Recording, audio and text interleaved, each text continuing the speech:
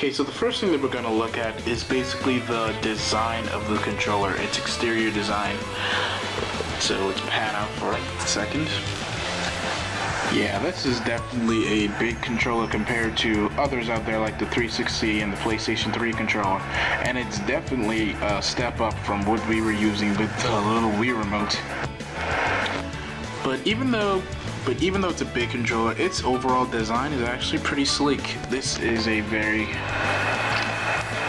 ergonomic controller indeed, and it has a lot of curves which increase comfort.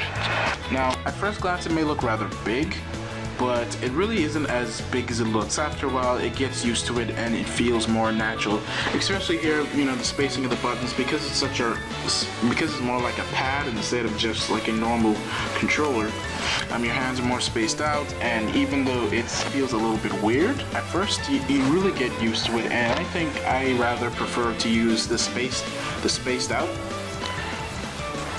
out variation other than the condensed feeling of like a 360 controller, for instance.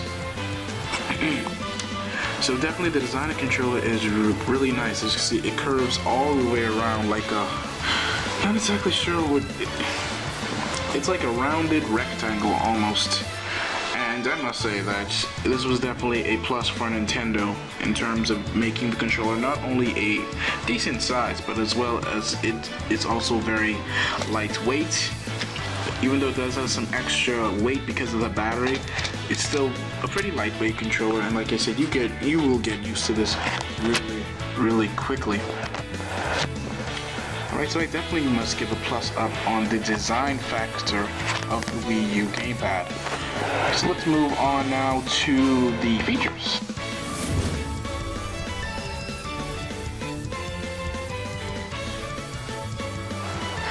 Now, the gamepad is more than just your regular controller. This thing is loaded with a ton of different kinds of features, so let's just get right on to it. As you can see, we have the normal analog control sticks. They are full 360 degrees, smoothed all the way around. Unlike the Wii Remote's nunchuck and classic controller, they had the more like octagon control scheme, so that they're like little rumps, little stops in between, but these are completely 360 degree all the way around, completely smooth like your regular controller. Here we have the Nintendo trademark D-pad, probably one of the best D-pad, if not the best D-pad out there. We also have a near-field communicator, which is similar to what you would find on a tablet or smartphone. We have the home button returning from the original Wii Remote and Nintendo 3DS. In the same manner, when you press it, it suspends the current program and takes you to a small options screen. Looking down right next to the home button, you can kind of see it. It's a little hole actually, and that is the microphone. Yes, the Wii U Gamepad is outfitted with a microphone and web camera. I'll get to that one in just a little bit. A microphone which of course will record your voice and allow you to have in-game chats, as well as when you're using the video chat program called Wii U Chat. It can act as an audio input device. Next to it, we have the TV control button, actually, and it brings up a menu similar to that of what you would find on your average TV remote. It can control both your set-top box and TV. You can go ahead, you can change the channel, you can increase, decrease the volume, change the input, you can power on your TV, you can go to the guide and input your channel number selection, all right here. And this is completely separate from the Wii U screen. So even when you're playing a Wii U game, you can just press the TV control button and the game will keep running in the background seamlessly, and you can make adjustments on your TV. And the Wii U doesn't even have to be on. The gamepad doesn't really have to even be fully on in order to access this feature. So even when your Wii U is completely off and the gamepad is near you, you can just go ahead and tap the TV button. And you can either close it with the X button or by pressing the TV button again. Okay, and of course right next to it is the also very handy power button. Further up, we have the plus and minus buttons, which are start and select. And then we have the X, Y, A, and B buttons returning as well. Looking up top, we have a webcam, and this is not an HD web camera, but it does have a pretty good resolution nonetheless. And right here in this little quadrant, this little spherical, ovular I should say, quadrant, that's actually a built-in center bar like what the original Wii had, which is also compatible with the Wii U. There's a built-in center bar, so you can actually use Wii remotes right here on the gamepad screen, which we'll get into that a little bit later. Looking at the top of the controller, we have the turning left and right triggers, shoulder buttons I should say, and right here we have a little terminal. We have the AC adapter. This is where you charge it. This is where you put in the AC adapter port to charge the controller. You can either charge it through here on the AC adapter port, or if you have the charging cradle, you can see the AC adapter port can also be found here on the charging cradle. So when the Wii U is not in use, you can simply rest down the charging cradle with the AC adapter plugged in, and it will seamlessly charge through the bottom charging ports there. Or if you're playing, or if the controller's in, you can simply plug it in at the top and continue playing even while the controller is charging. And right next to it is the headphone jack. This is a regular headphone jack that you would find on so many other devices like speakers and tablets, smartphones, computers, laptops, things of that nature. So you can go ahead and you can plug in your headset or earbuds, or even external speakers to increase the Wii U sound output. The Wii U Gamepad sound output, rather. And here is a IR transmitter. This is basically coupled up with the TV control, which will allow you to send signals to your TV and control it from there.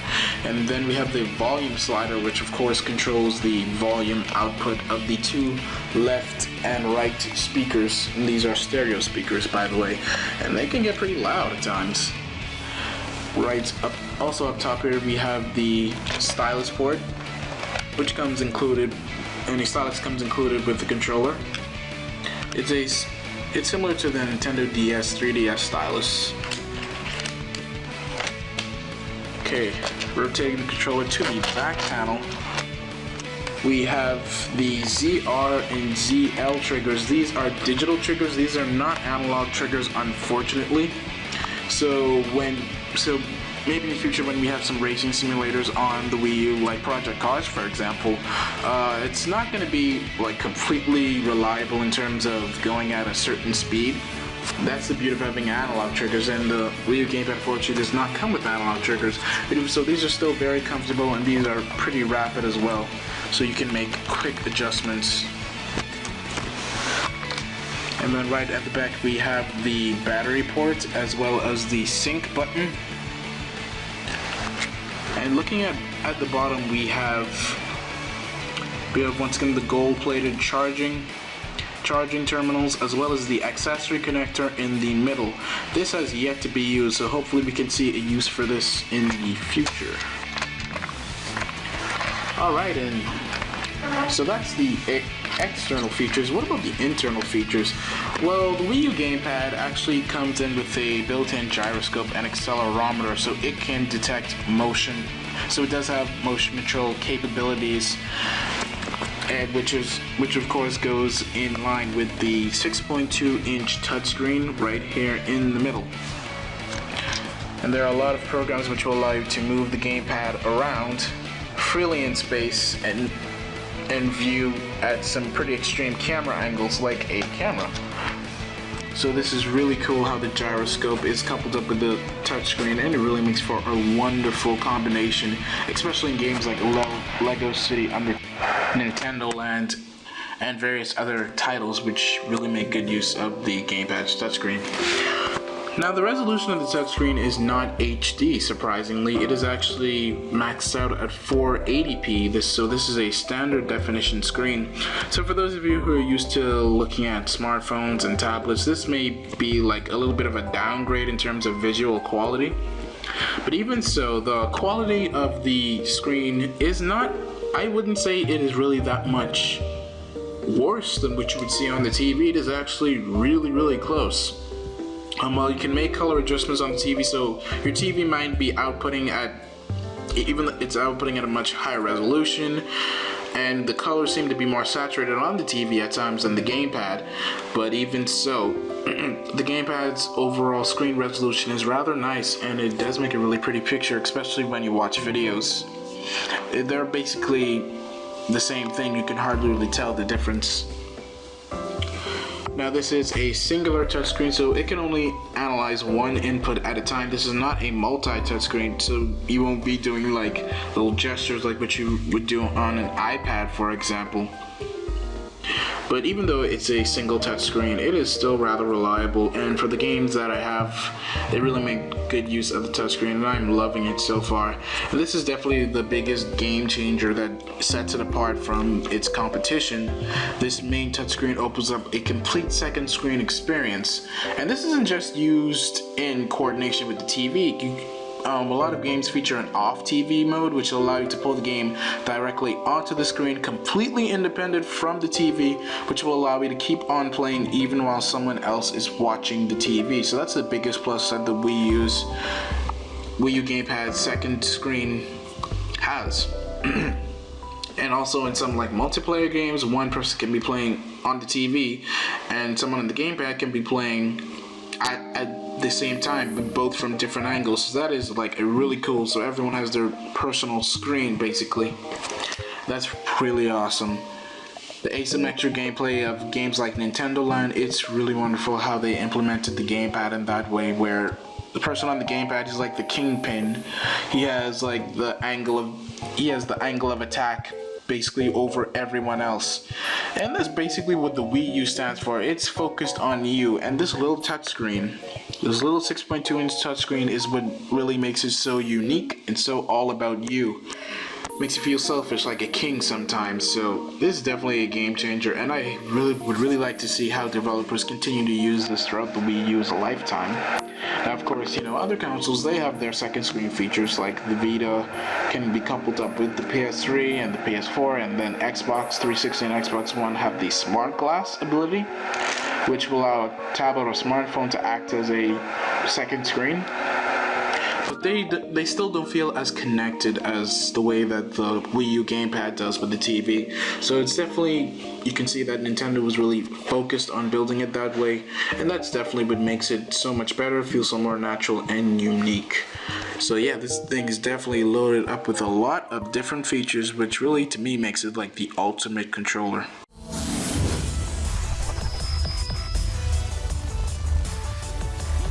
So how do I feel about the Wii U Gamepad? In total, I must say that this is definitely the ultimate controller. It is probably the best controller that I've ever used in terms of how its features are, in terms of its overall comfort and design.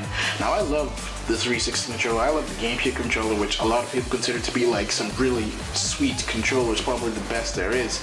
But I think the Wii U Gamepad definitely trumps both of them in a lot of ways. Yes, it has its cons. It doesn't have analog triggers. That is a letdown. The touchscreen is only a single touch, and in a world filled with multi-touch screens, that is kind of a letdown also, to have been restricted to a single input touchscreen. And the whole gloss finish, even though it looks beautiful, especially how everything just reflects off of it, it looks beautiful, especially in really good lighting.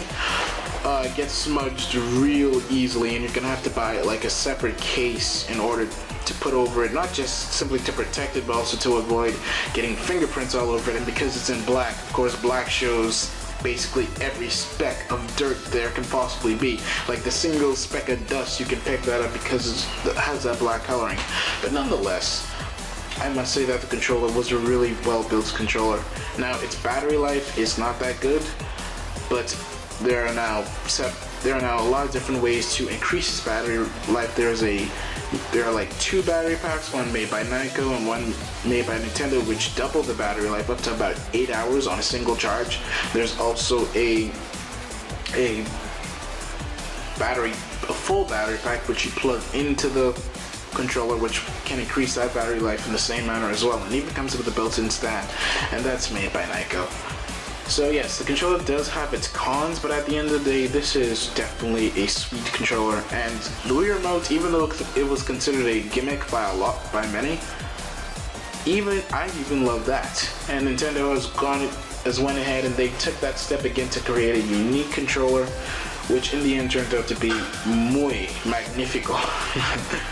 I definitely do love the Wii U Gamepad. Like I said, its size is very compact. It's not too big, but neither is it too small.